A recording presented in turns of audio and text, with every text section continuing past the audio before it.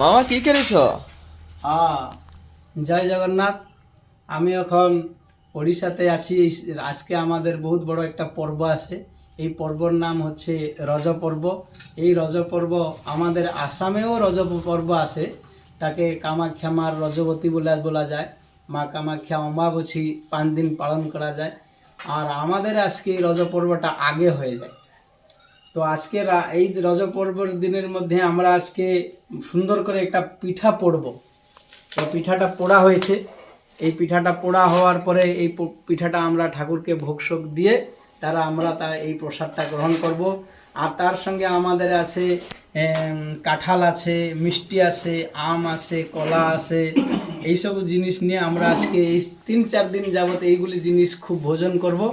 আর ভোজন করার পরে আমরা গিয়ে যা যা তীর্থস্থান ঘুরতে যাব। কেউ মামার বাড়ি যাবে, কেউ কাকার বাড়ি যাবে, কেউ পিসির বাড়ি যাবে, কেউ দাদার বাড়ি যাবে, কেউ দাদির বাড়ি যাবে।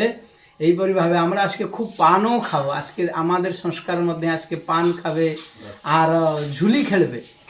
আমি এইখান তো আমাদের ঝুলির ব্যবস্থা হয় নাই, কিন্তু আমরা যেখানে যাব অনেক মানুষ ঝুলি খেলবে।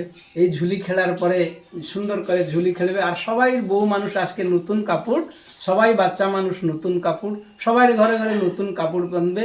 আর সবার ঘরে যাওয়া, আবার আদান প্রদান, পাশের বাড়িতে পিঠা পিঠি দান করা, আর পিঠা মিষ্টি ভোগ রাগ দান করা, সবার মধ্যে প্রফুল্ল আর আনন্দ থাকবে।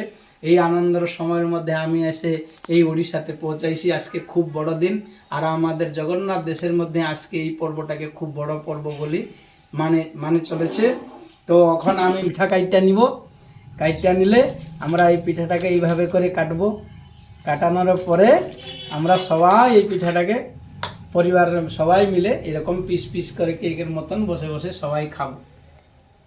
আর আরেকটা কথা কি, আমাদের এই পর্বটা 14 জুন থেকে 17 জুন যায় আমাদের পালন হবে।